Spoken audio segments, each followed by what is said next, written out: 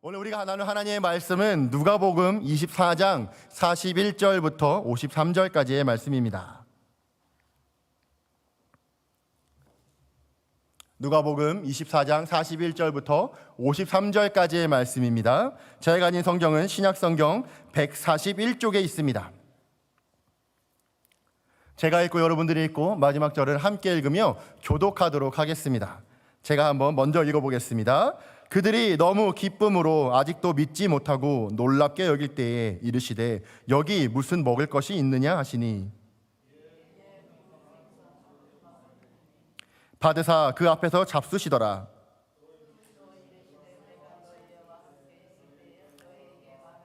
곧 모세의 율법과 선지자의 글과 시편의 날을 가리켜 기록된 모든 것이 이루어져야 하리라 한 말이 이것이라 하시고 이에 그들의 마음을 열어 성경을 깨닫게 하시고 또 이르시되 이같이 그리스도가 고난을 받고 제3일에 죽은 자 가운데서 살아날 것과 또 그의 이름으로 죄사함을 받게 하는 회개가 예루살렘에서 시작하여 모든 족속에게 전파될 것이 기록되었으니 너희는 이 모든 일의 증인이라. 볼지어다 내가 내 아버지께서 약속하신 것을 너희에게 보내리니 너희는 위로부터 능력을 입혀질 때까지 이 성에 머물라 하시니라. 예수께서 그들을 데리고 베다니 앞까지 나가사 손을 들어 그들을 축복하시더니 축복하실 때에 그들을 떠나 하늘로 올려지시니 그들이 그에게 경배하고 큰 기쁨으로 예루살렘에 돌아가 함께 읽겠습니다. 늘 성전에서 하나님을 찬송하니라. 아멘. 아멘. 고려 시대에는요 사냥을 할 때에 활과 창뿐만이 아니라 개 또는 매를 이용해서 사냥을 했었다라고 합니다.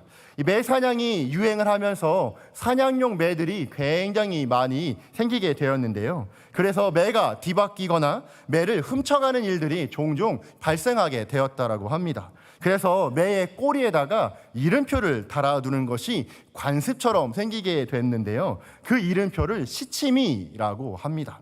그래서 저와 그렇다면 여러분들은 예수 그리스도를 인격적으로 영접하고 우리는 그리스도인이 되었습니다. 그래서 그렇다면 우리에게 있는 이 그리스도인으로서의 우리의 이름표, 즉 우리의 시치미는 과연 어떤 것이 되어야만 하는 것일까요? 저는 다른 말로 이것을 바꾸어 생각하면은 이것이라고 생각이 듭니다. 갈라디아서 6장 17절에서 바울은 자신의 표현대로 갈라디아 성도에게 이야기를 하는데요. 갈라디아서 6장 17절 말씀을 제가 한번 읽어보도록 하겠습니다. 우리말 성경입니다. 이제부터는 누구든지 나를 괴롭게 하지 마십시오. 나는 내 몸에 예수의 흔적을 가지고 있습니다. 아멘.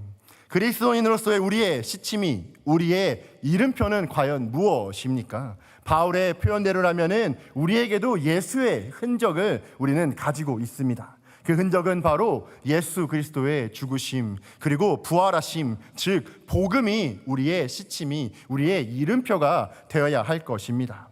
그래서 우리 그리스도인들은 예수의 복음을 가지고 늘 마음에 품으며 그 복음을 가지고 이 세상 가운데 나아가서 살아가는 사람들인 것이죠. 오늘 본문에서 예수의 부활은 제자들에게 큰 절망에서 다시 기쁨으로 바꾸어주는 그런 놀라운 역할을 해 주었습니다. 부활하신 예수님은 움츠러 들고 있었고 쪼그라 들고 있었던 제자들에게 찾아가서 위로하셨고, 제자들이 이제는 다시 한 번 더 죽음도 두려워하지 않는 복음의 증인들로서의 삶을 살아갈 수 있도록 바꾸어 주었습니다. 오늘도 우리에게 주어진 이 귀한 누가복음의 말씀을 통하여서 하나님께서 우리에게 부어주시는 은혜를 함께 누리고 싶습니다. 저는 여러분들과 함께 부활의 증인들 이제 세상으로 라는 제목으로 함께 말씀의 식탁을 나누어 보고자 합니다. 그렇다면 깊은 두려움과 어려움 앞에서 성도들은 어떻게 하면 그것들을 극복하고 부활의 증인으로서 세상에 나아가서 살아갈 수 있는 것일까요? 첫째로 성도는 성경의 진리를 마음에 확신하고 복음을 경험하는 삶을 살아가는 사람들입니다. 먼저 예수님께서는 부활하신 후에 제자들에게 나타나셨고 자신의 손과 발을 보이시고 함께 음식을 드셨습니다. 스스로가 제자들에게 나타나셔서 부활을 증명해 주셨죠.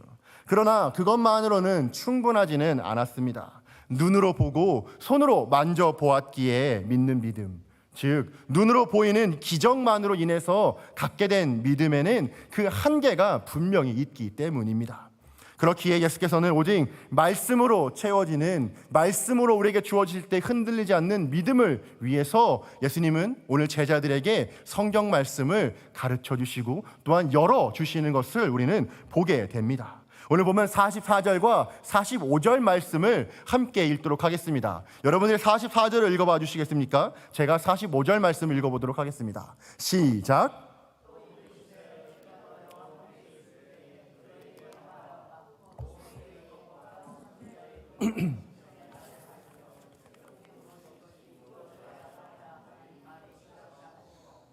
이에 그들의 마음을 열어 성경을 깨닫게 하시고. 아멘. 우리가요 복음서를 읽다가 보면은 예수님의 이야기 안으로 깊숙이 들어가게 됩니다. 그런데 그 안에서 놀라운 점을 한 가지 발견하게 되는데요, 바로 예수님께서는 언제나 하나님의 말씀을 가지고 그 말씀을 근거해서 사람들에게 가르침을 주신다라는 것입니다. 예수님께서는 누가복음에서 자신의 소명과 자신의 사명을 사람들에게 회당에서 선포하실 때에도 이사야서의 말씀을 가지고 선언을 하셨고, 또 침례를 받으실 때에도, 광야에서 시험을 받으실 때, 심지어 종교 지도자들과 대립을 할 그때에도 하나님의 말씀을 가지고 나아가셨던 것을 우리는 보게 됩니다. 마찬가지로 예수께서는 부활하신 후에 엠마오로 내려가고 있었던 2명의 제자들에게 나타나셨고 구약의 말씀을 그들에게 펼쳐서 가르쳐 주시는 것을 우리는 보게 됩니다. 그때 이 엠마오로 내려가고 있던 2명의 제자들이 무엇을 경험했었습니까? 그들의 마음이 뜨거워지는 것을 경험하게 됐다고 그들 스스로가 고백을 하게 되었습니다. 그리고 이제 오늘 본문에서는 11명의 제자와 나머지 예수를 따르는 사람들에게 주님이 다시 한 번 더 말씀을 펼치시고 그 말씀을 제자들에게 가르쳐 주시는 장면이 소개가 되어지고 있습니다. 그들의 마음을 열어서 성경을 깨닫게 해 주시죠. 그리고 그제서야 눈으로 보고도 믿지 못했던 제자들은 예수께서 가르쳐 주시는 말씀을 듣고 할렐루야, 예수께서 정말 살아나셨구나 라고 하는 믿음을 가지게 되었습니다. 사랑하는 여러분, 불신앙으로 우리의 마음이 단단하게 굳어져 있었을 때 우리의 마음을 다시 한 번 더 열어줄 수 있게 해주는 그 최후의 열쇠가 무엇일까요? 그것은 바로 하나님의 말씀, 성경입니다. 하나님은 태초의 말씀으로 세상을 창조하셨습니다. 말씀으로 이스라엘 백성들을 인도하셨고 말씀으로 그들 가운데 역사하셨습니다. 예수 그리스도께서는 육신을 입으신 하나님의 말씀입니다. 말씀을 통해서 병든 자들을 치유하시고 악한 영들을 내쫓으셨으며 가시는 곳마다 하나님의 말씀을 전파하셨고 그 전파하신 말씀을 가르쳐 사람들에게 깨닫게 해 주었었습니다. 뿐만 아니라 성령님은 진리의 영이십니다. 성령님은 하나님의 말씀인 이 성경을 통해서 우리에게 지금도 말씀하여 주시고 그 말씀이 무엇인지를 깨달아 우리에게 증거를 해주고 계십니다. 우리의 어두운 마음에 빛을 부어 주시고 우리가 그것을 통하여서 하나님의 말씀을 다시 한번 알 수 있게 해주시는 것, 바로 이것이 성령께서 우리에게 주시는 조명하시는 사역이라고 부릅니다. 오늘날 우리는 누구나가 다 쉽게 하나님의 말씀을 읽고 설교를 들으면서 성경을 접하게 됩니다. 그 사람이 그리스도이든지 비그리스도이든지 핸드폰만 열면 또는 어느 서점 책방을 가든 누구나가 다 성경을 읽을 수 있게 됐습니다. 하지만 그렇다고 해서 우리가 성경 말씀을 경험한다라는 것은 아닐 것입니다. 안타깝게도 여전히 성경이 단지 책 속에 있는 문자에 불과할 때가 있습니다. 그런데요, 사도 바울은 고린도 후서 3장 6절에서 이렇게 이야기를 합니다. 율법의 조문은 죽이는 것이요 영은 살리는 것이니라 라고 이야기를 합니다. 다시 말하자면 성령께서 우리의 마음에 감동을 주시고 우리의 마음에 빛을 비춰주시기 시작할 때에 성경에 기록된 문자들이 이제는 살아서 우리의 마음에 다가오게 된다라는 것입니다. 성경의 말씀이 성령의 감동으로 말미암아 내 마음의 문을 똑똑똑하고 두드리고 우리의 마음에 말을 걸어오기 시작한다라는 것이죠. 그 순간 이제 우리는 성경이 단순한 문자가 아니라 예수 그리스도에 대한 이 살아있는 말씀, 그리고 그분에 대한 증거라는 것을 우리는 깨닫게 되고 믿을 수가 있게 됩니다. 예수께서도 동일하게 성경을 우리들에게 풀어서 가르쳐 주십니다. 예수님의 사역에서 언제나 중심은 하나님의 말씀이었습니다. 눈으로 보고도 믿지 못하고 있던 제자들에게 예수께서는 말씀을 가르쳤고 그들의 마음을 열어주셨다고 오늘 성경은 이야기를 합니다. 그렇기에 우리는 날마다 성경을 가까이 하며 우리 역시도 하나님의 뜻이 무엇인지를 알기 위해 말씀을 읽고 그 말씀이 어떤 뜻인지를 알 수 있어야 합니다. 뿐만 아니라 우리는 성령의 도우심과 성령께서 우리의 마음 가운데 빛 비추시기를 위해서 또한 우리는 기도해야 합니다. 왜냐하면 우리는 불신앙으로 가득 찬 우리의 마음을 여는 일은 오직 성령 하나님께서만이 하실 수 있는 일이기 때문입니다. 예수님께서는 어안이 벙벙해 있는 제자들에게 찾아가셨고 그들의 마음을 열어서 성경을 깨달아 알려주었습니다. 그들의 영적인 눈을 열어주셔서 성경이 무엇을 말하고 있는 것인지를 알게 하신 것이죠. 그렇다면 성경은 무엇을 이야기를 하고 있는 것입니까? 오늘 46절 말씀에서는 이렇게 기록을 합니다. 제가 한번 읽어보겠습니다.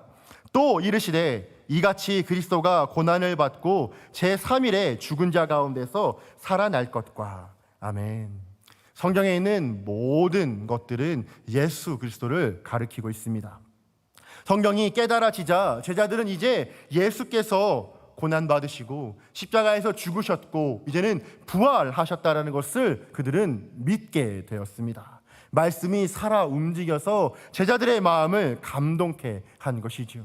또 그 감동케 한 말씀이 예수께서 누구신지에 대해서 좀 아주 자세하게 이야기를 해 주었던 것입니다. 사랑하는 우리 성도님들, 하나님께서 믿는 사람들의 마음을 열어주셔서 깨닫게 하여 주시는 것은 바로 예수 그리스도가 누구신지입니다. 예수께서 우리를 위해 고난당하시고 십자가에서 죽으시고 부활하시고 이제는 승천하셔서 마지막 날 우리 가운데 다시 오실 그 복음을 우리에게 가르쳐주고 깨우쳐주는 것이죠. 뿐만 아니라 우리가 그 증인으로서의 삶을 살아갈 수 있도록 그렇게 우리가 안에 예수께서 누구신지를 우리에게 알려주시는 것입니다. 우리 안에 있는 복음의 핵심은 바로 예수 그리스도의 죽으심 그리고 부활인 것입니다. 죽으심은 대속을 의미합니다. 부활은 우리 안에 있는 새 생명을 의미합니다. 예수님의 죽음과 부활로 인해서 우리가 대속의 은혜를 경험하게 되고 새 생명을 얻게 되었으며 이제는 예수 안에서 우리는 하나님의 나라를 경험하게 된다라는 것이죠. 그렇게 오늘 48절에서 이야기하고 있는 것처럼 그의 이름으로 죄사함을 얻게 하는 회개를 전하는 우리가 사명을 갖게 된 것입니다. 특별히 오늘 48절 말씀에 보면은 우리가 예수 사건의 증인이다라고 성경은 이야기를 합니다.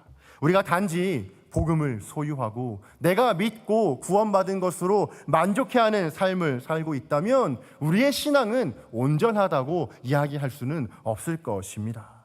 왜냐하면 신앙과 믿음의 절정은 바로 복음 전파로 이어질 수 있어야만 하기 때문입니다. 고여있는 물이 아니라 우리 안에 있는 예수의 생명이 흘러 넘쳐서 생명을 피우는 그런 강이 될 수 있어야만 하며 누구든지 우리에게로 찾아와서 우리가 가지고 있는 이 복음의 생명을 전하는 사람들로서 우리가 세워져야만 한다라는 것입니다. 그것이 바로 오늘 제자들이 받게 된 새로운 정체성이었습니다. 바로 예수님의 콜링대로 사람을 낚는 어부가 되는 것이죠. 바로 증인으로서의 삶을 살아가게 되는 것입니다. 제가 앞서 이야기했던 것을 기억하십니까? 이 시치미를 이야기 드렸었는데요. 매 꽁지에 이 주인의 이름을 표시하는 이 시치미가 종종 떨어지는 일들이 있었다고 합니다. 사냥을 하는 동안에 자연스럽게 매의 꼬리에서 이 시치미가 떨어지게 되기도 하고 또 다른 경우에는 이 꼬리에 달린 시치미가 불편하니까 매가 이 꼬리를 나무나 바위에 서로 비벼가지고 일부러 떨어뜨렸다라고 합니다. 그리고 이 시치미를 떼고 자기 자신이 아무 일도 없었다는 듯이 태연하게 행동을 하는 것이죠. 이런 경우를 두고 시치미를 뗀다라는 말이 여기에서 유래가 되었다라고 합니다. 우리는 예수님의 증인으로 부르심을 받았습니다. 저와 여러분 모두는 다 예수님의 증인이 되어야 합니다. 그런데 이 증인이라고 하는 이 시치미를 우리도 숨겨버리거나 떼어버리고 싶을 때가 있습니다. 더 큰 비극은 사단에게 우리의 시치미를 빼앗기는 일도 있다라는 것입니다. 그렇다면 우리의 이름표, 이 예수의 흔적을 뺏기지 않고 증인으로서의 삶을 살아가기 위해서 우리는 어떻게 해야 하는 것일까요? 오늘 보면 49절에 그 해답이 기록이 되어져 있습니다. 여러분의 목소리로 한번 읽어봐 주시겠습니까? 시작.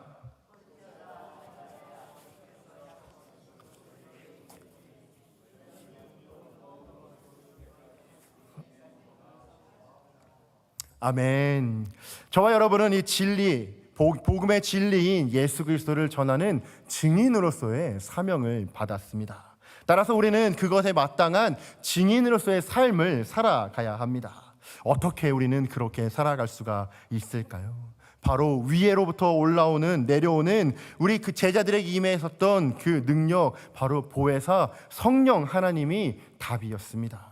예수님께서 우리에게 주신 증인으로서의 삶을 살아가기 위해서는 우리는 무엇보다 성령 하나님을 간절한 마음으로 갈급하고 성령 충만하심으로 우리는 이 세상 가운데 나아갈 수 있어야만 합니다. 사도행전 4장 31절에 보게 되어지면은 이렇게 기록을 하고 있습니다. 제가 한번 읽어보겠습니다. 빌기를 다음에 모인 곳이 진동하더니 무리가 다 성령이 충만하여 담대히 하나님의 말씀을 전하니라. 아멘. 제자들은요, 예수께서 말씀하신 대로 예루살렘의 다락방에 머물러 있었습니다. 그리고 그들은 간절히 기도했습니다. 그 결과 예수님께서 약속해 주신 그대로 성령 하나님께서 그들에게 임하게 되었고, 성령의 임재를 경험한 제자들은 증인된 삶으로서의 그 삶을 열심히 살아가고 온전히 감당해냈던 것을 오늘 성경을 통해 우리는 알게 됩니다. 사랑하는 우리 성도님들, 저와 여러분도 증인이 될 수 있습니다. 아니요, 우리는 증인이 되어야만 합니다. 내가 경험하고 체험하고 느낀 그 예수님을 생생하게 우리 옆 사람들에게 전할 수 있도록 우리 역시도 기도와 간구로 성령의 충만하심을 구할 수 있어야 합니다. 그럴 때에 우리 역시도 제자들과 마찬가지로 증인된 삶으로서의 사명을 감당해낼 수 있을 것입니다. 누가복음과 사도행전은요, 유대교와 복음, 그리고 유대인과 이방인, 세상과 교회의 갈등이라고 하는 가운데에서 복음이 어떻게 전파되어져 있는가를 가르쳐주고 알려주는 책입니다. 그런데 이것은요, 여호수아가 가나안 땅을 그리고 각 성읍 등을 정복하는 이야기와 상당 부분 닮아 있습니다. 다만 그리스도의 나라는 이제는 칼이 아니라 예수 그리스도의 진리, 바로 예수께서 우리를 위해 죽으시고 부활하셨다라는 그 복음을 선포하는 일로 확장되어져 가는 것입니다. 사랑하는 여러분, 여러분들의 삶의 영역은 어느 정도까지이십니까? 여러분들은 과연 여러분들 안에 있는 이 예수의 복음을 어느 정도까지 확장하며 증거하는 삶을 살아가고 있습니까? 제자들은 예수님이 예루살렘에 입성하실 때에 그들은 자기들이 이스라엘을 장악하고 이스라엘을 다스릴 것이다라고 생각을 했었습니다. 그리고 그렇게 기대했죠. 하지만 그것은 제자들뿐만 아닌 모든 이스라엘 사람들의 오해였습니다. 예수님을 바르게 보고 그분이 누구신지 바르게 안 것이 아니었었죠. 예수님의 권세는 단지 정치적인 어떠한 힘이 아니었습니다. 주님의 죽으심과 부활하심을 통해 성령께서 우리에게 주어지는 힘이 진정한 권위와 권세였던 것입니다. 오늘 보면 49절을 보게 되어지면 능력이 입게 된다라고 성경은 이야기를 하고 있는데요. 이 능력이라는 말은 그리스어로 디나미스라는 말입니다. 이 단어는요, 어떤 물리적인 또는 영적인, 정치적인, 경제적인 또는 어떤 신비적인 힘을 모두가 다 아우르는 모든 종류의 넘쳐나는 힘을 가리킬 때 쓰는 말이 이 디나미스, 능력이라는 말입니다. 오늘 본문에서 구체적으로는 창조주이신 하나님, 또한 만군의 하나님이 소유하신 모든 권세와 모든 능력을 의미하는 것이 바로 오늘 이야기하는 디나미스, 능력이 임하였다라는 말입니다. 사랑하는 우리 성도님들, 제자들은 성령의 충만하심을 통하여서 하나님의 능력을 힘입게 되었을 때에 그들은 증인으로서의 삶을 살아갈 수 있었던 것을 우리는 보게 됩니다. 위로부터 능력이 입혀진 후에야, 성령께서 충만하심을 받으신 후에야 우리는 그제서야 증인으로서의 사명을 감당하는 삶을 살아갈 수 있게 되는 것입니다. 그렇기에 우리가 하나님 앞에 기도하고 하나님 앞에 시급하게 간구해야 하는 것이 있다면 바로 성령 충만하심이라는 것입니다. 저는 우리 미러키 침례교회 모든 성도님들의 삶이 성령 충만함으로 말미암아 부활의 증인이 되는 삶을 사시기를 진심으로 소망합니다. 성령 충만한 삶을 살아가십시오. 우리 안에 성령이 차고 넘치도록 기도하십시오. 성령을 갈급하십시오. 그렇다면 성령께서 우리 가운데 넘치게 임하여 주시고 우리의 삶에 임재하게 되어질 것이며 성령의 그 능력이 우리에게 덧입게 되어지고 그럴 때에 우리는 성령의 그 능력을 힘입어 증인으로서의 삶, 복음을 증거하는 삶, 복음의 생명이 나에서부터 점점점 확장되어져 가는 그러한 삶을 살아갈 수 있게 될 것입니다. 성령을 모시십시오. 성령을 환영하십시오. 그리고 그분의 은혜로 인하여서 살아가는 그런 귀한 우리 성도님들 되시기를 진심으로 축복합니다. 더 나아가서 그렇다면 깊은 어두움과 두려움 앞에서 성도는 어떻게 하면 그것들을 극복하고 세상 가운데에 부활의 증인으로서의 삶을 살아갈 수 있을까요? 둘째로 성도는 하나님 앞에 예배자의 삶을 살아가야만 합니다. 이제 예수님은 하늘로 올라가십니다. 그런데요, 놀랍게도 제자들의 모습이 180도 달라져 있는 것을 보게 됩니다. 그들은 숨었고 두려워했고 의심했던 사람들이지만 이제 그들은 기뻐하며 성전으로 나아갔습니다. 그리고 성전에서 주님을 찬양하는 일이 끊이지 않게 되었다라고 이야기를 합니다. 정말 그런지 오늘 본문 53절 말씀을 저와 함께 읽어보도록 할까요? 시작. 늘 성전에서 하나님을 찬송하니라. 아멘. 아멘. 예수님께서는요, 제자들을 이끌고 베다니까지 가십니다. 거기서 두 손을 번쩍 드시고 제자들을 축복을 해 주십니다. 베다니는 예수님과 제자들이 마지막으로 함께 식사를 나누었던 곳이었고 제자들이 예수님을 배신하고 실패했던 장소였습니다. 하지만 예수님은 부활하셨고 마치 시간을 다시 되돌려 놓으신 것처럼 제자들이 실패했던 그 베다니 땅에서 제자들을 축복하시며 이제는 증인된 삶을 살아갈 수 있도록 그들을 다시 한번 세상 가운데로 파송하는 것을 우리는 보게 됩니다. 사망을 이기시고 부활하신 예수님, 그 예수님께서 하늘로 올라가시기 바로 직전에 사랑하시는 제자들을 모으시고 그들이 온전히 세상 가운데에서 복음으로서의 삶을 살아갈 수 있도록 다시 한번 기회를 주시는 것을 우리는 보게 되는 것이죠. 구약시대에 신앙의 선배들 역시도 사랑하는 사람들과 마지막을 함께 할 때 그들이 했던 일이 있습니다. 혹시 무엇인지 기억하십니까? 그것은 바로 사랑하는 사람들을 불러 모으고 그들에게 안수하며 손을 들어 축복하는 일이었습니다. 신명기는 모세의 마지막 모습을 이렇게 기록을 합니다. 제가 한번 읽어보겠습니다. 하나님의 사람 모세가 죽기 전에 이스라엘 자손을 위하여 축복함이 이러하니라. 아멘. 모세는요, 그의 마지막을 이스라엘의 자손들에 대한 축복을 하면서 숨을 거두는 모습을 보게 됩니다. 그뿐이 아닙니다. 이삭도 야곱도 많은 성경에 기록되어 있는 족장들은 그들이 숨을 거두기 마지막에 사랑하는 사람들을 불러 모으고 손을 들어 그들을 축복하는 모습을 보게 되어집니다. 오늘 본문에서 예수님께서도 마찬가지로 승천하시기 바로 직전 마지막 장면에서는 예수께서 그들을 데리고 베다니 앞에 나가사 손을 들어 그들에게 축복하시더니 축복하실 때 그들을 떠나 하늘로 올려지시니라 라고 성경은 기록을 하고 있습니다. 예수께서 마지막에 제자들에게 하신 일이 무엇입니까? 손을 들어 축복하시고 증인으로서의 삶을 살아갈 수 있도록 사명을 준 것입니다. 제자들을 축복하신 예수님께서는 그렇게 하늘로 올라가시죠.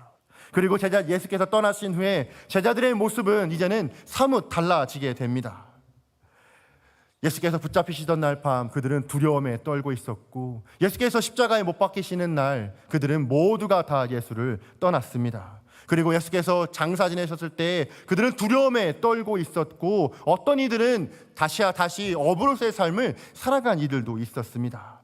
그들은 의심하였고 숨었었습니다. 그렇지만 이제 예수께서 그들을 축복하시고 사명을 주시고 하늘로 올라가신 그 후에 한번 모습을 보십시오.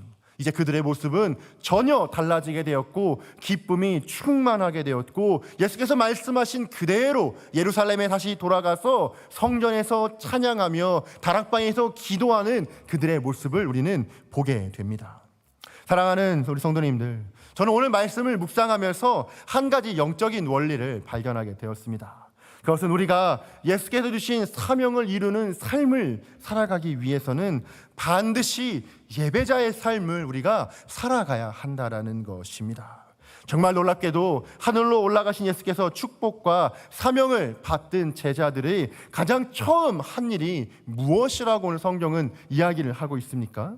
바로 경배와 찬양이었습니다. 이 경배와 찬양을 통해서 우리는 성령의 충만하심을 경험하게 됩니다. 그리고 주님께서 주신 사명의 삶을 다시 한번 우리는 다짐을 하게 됩니다. 군대를 다녀오신 분들은 잘 아실 것입니다. 죄송합니다. 군대 얘기 좀 잠깐 하도록 하겠습니다. 군대를 가게 되면은 가장 먼저 배우는 것이 있습니다. 여러분들이 잘 아시다시피 바로 제식 훈련입니다. 특별히 차렷 열중샷 이것을 가장 먼저 배우게 됩니다. 그리고 집중적으로 배우게 됩니다. 저 같은 경우에는 차렷 자세를 배우기 위해 거짓말 안 하고 2시간 정도를 이 차렷 자세로 가만히 서 있게 하더라고요. 조금씩 다리가 저려오고 너무 힘들었었습니다. 그런데 왜 이렇게 차렷 열중설을 열심히 가르치는 걸까? 왜 이게 그렇게 중요했던 걸까라고 생각을 해보게 되어지면은 바로 이 차렷 열중샷, 이 제식 동작이 군인들에게 있어서는 가장 기본이 되는 것이기 때문일 것입니다. 차렷과 열중셔 이 두 자세가 숙달되어지면 그제서야 비로소 다음 동작으로 넘어갈 수 있게 되어지는 것이죠. 예배가 이와 같다라고 생각합니다. 우리 그리스도인들에게 예배가 없으면 그 어느 것도 올바르게 세워질 수 없습니다. 우리는 예배를 통해 하나님께 은혜를 받고, 예배를 통해 주님께 축복을 경험하며, 예배를 통해 우리 안에 있는 그 사명을 다시 한번 재확인할 수 있어야만 하는 것이죠. 우리는 지난 코비드-19 동안에 예배의 소중함을 너무도 절실하게 느끼지 않았습니까? 예배하고 싶었는데 나올 수 없는 현실 때문에 얼마나 낙담하고, 함께 모여 밥 먹고 교제하고 주님을 찬양하고 찬미하는 그 일이 얼마나 귀중했는지 우리가 절실하게 느끼지 않았었습니까? 그리고 하나님께서 이제 우리를 다시 축복해 주셔서 이렇게 아름다운 예배당 가운데 우리를 불러주시고 함께 모여 하나님을 예배하고 찬양하며 말씀 듣고 기도하며 교제할 수 있는 이 기회를 주님께서 다시 우리에게 허락을 해 주셨습니다. 그렇기에 우리는 이 하나님께서 허락해 주신 이 예배의 시간, 예배의 자리를 소중히 여기며 감사함으로 주께 나와 다시 한번 주님께 예배함으로 영광 돌리는 삶을 살아갈 수 있어야만 할 것입니다. 이스라엘 백성들에게 있어서 광야에서 그들이 방황할 때에 그 중심에 있었던 것이 있습니다. 그것이 무엇입니까? 바로 성막이라고 불리우는 장막이었습니다. 회막이라고도 불리우죠. 이스라엘의 12지파는 이 회막을 중심으로 해서 세 지파씩 나눠서 동서남북 이 회막을 둘러서 하나님께 예배하고 제사하고, 주님께서 그들에게 말씀을 주실 때에 그들은 함께 움직여 갔던 것을 기억을 하게 됩니다. 이스라엘 백성들은 이 회막이라고 하는 장소를 중심으로 한 예배 공동체, 신앙 공동체였다는 것을 우리는 알게 됩니다. 사랑하는 우리 성도님들, 우리의 삶 안에서도 예배는 우리의 중심이 될 수 있어야만 합니다. 우리가 어디를 가든, 가정에 있든, 직장을 나아가든, 친구를 만나든, 또는 어떤 사업을 위해 다른 어떤 출장을 나아가든, 삶의 어느 것에 있던 우리의 마음의 중심, 우리의 삶의 중심에는 예배가 되어야 할 줄을 믿습니다. 그리고 이스라엘 백성들이 예배를 통하여서 주님의 다스리심을 받고 주님께서 말씀하실 때에 그들의 한 걸음을 옮겼었던 것처럼 우리 역시도 예배를 통해 주님의 마음을 알고 주님께서 우리 가운데 말씀하여 주시는 것들을 통해 우리 역시도 믿음의 한 걸음을 내디딜 수가 있어야만 하는 것이죠. 역대상 20장의 말씀이 보게 되어지면은 남유다의 여호사밧 왕의 이야기가 기록이 되어져 있습니다. 어느 날 모압과 암몬의 연합군이 남유다로 쳐들어오게 되었습니다. 이에 여호사밧 왕은 온 백성에게 금식을 명하고 자신도 간절히 기도합니다. 역대하 20장 12절은 그것을 이렇게 기록을 하고 있습니다. 여러분의 목소리로 한번 읽어봐 주시겠습니까? 시작.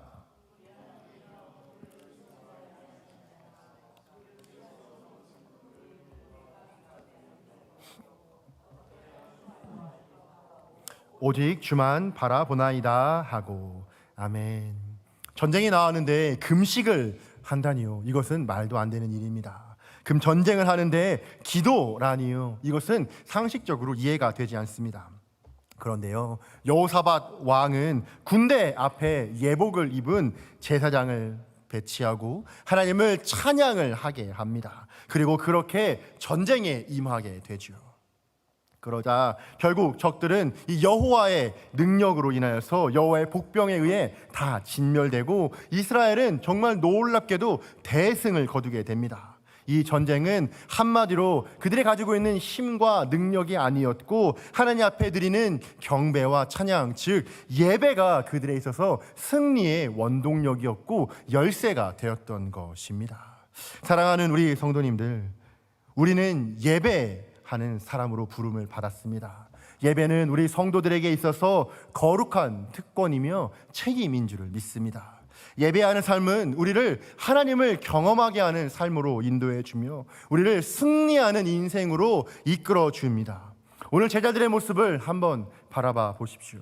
그들은 변화였습니다. 말씀을 깨닫게 되었고 예수께서 축복하시고 주신 그 사명의 삶을 이루기 위해 가장 먼저 한 것은 성전으로 뛰어갔던 것입니다. 그리고 늘 그곳에서 찬양과 찬미하는 것을 멈추지 않았던 것을 보게 됩니다. 그리고 그곳을 통하여서 예수의 이름이 점점점 퍼져나가는 것을 우리는 사도행전을 통해서 알게 되지요. 우리는 모두가 다 주님의 증인인 줄을 믿습니다. 우리가 하나님 앞에 예배하는 삶을 살아가기 시작할 때 예수님께서는 우리를 실패한 그 자리에서 우리의 실패를 기억하지 않으시고 우리를 축복하시며 우리에게 사명을 주시고 복음으로 우리가 이 세상 가운데 날아갈 수 있는 힘을 주실 것입니다. 그 안에서 성령께서 우리와 함께하여서 우리가 믿음을 끝까지 지키고 견지하며 어느 곳에서든 복음을 전할 수 있는 능력을 우리에게 주실 줄을 믿습니다. 사랑하는 우리 성도님들, 이것을 우리가 기억했으면 좋겠습니다. 우리의 연약함보다 그리고 나의 실패보다 주님은 더 크신 분이라는 것입니다. 우리가 그 크신 주님을 예배할 때 우리는 승리하는 삶을 살아가게 된다는 것입니다. 저는 우리 미라클 침례교회 모든 성도님들의 삶에 이 예배가 회복되기를 진심으로 소망합니다. 예배를 통해 사명이 회복되어지고 축복을 서로가 누리며 우리가 함께 하나님 앞에 예배 공동체로, 신앙 공동체로 그렇게 주님께서 세우신 사명을 함께 짊어지고 예수님의 그 생명을 전하는 그런 교회로, 그런 성도로 함께 지어지고 함께 주님 앞에 연락되어지기를 간절히 소망합니다. 우리는 제자들과 같이 약하고 허물이 많은 사람인 것은 분명합니다. 어쩌면 우리가 살고 있는 이 시대 역시도 1세기 로마 시대와 별반 다를 것이 없을지도 모릅니다. 그러나 주님께서는 연약한 제자들에게 함께 사역하셨고 그들을 축복하셨고 그들을 통해 일하셨습니다. 뿐만 아니라 오늘 우리 가운데 성령께서는 함께 하시며 우리를 통해 주님의 그 일들을 해 나아가실 줄을 믿습니다. 여러분의 삶 안에 예수의 그 복음을 힘을 다해 지키셨으면 좋겠습니다. 예수 그리스도의 그 죽으심과 부활하심이 여러분의 힘이 되게 하십시오. 여러분의 그 입술에 나오는 그 첫 마디가 예수께서 부활하셨다, 예수께서 나의 힘이시다, 성령께서 나와 함께 하신다라는 그 믿음의 선포가 되시기를 진심으로 축복합니다. 그럴 때 우리는 하나님 앞에 승리하는 삶을 살게 되며 기쁘게 부활의 증인으로서의 삶을 살아가게 될 것입니다. 오늘 우리 하나님께 주신 말씀을 기억하며 함께 기도하고 싶습니다.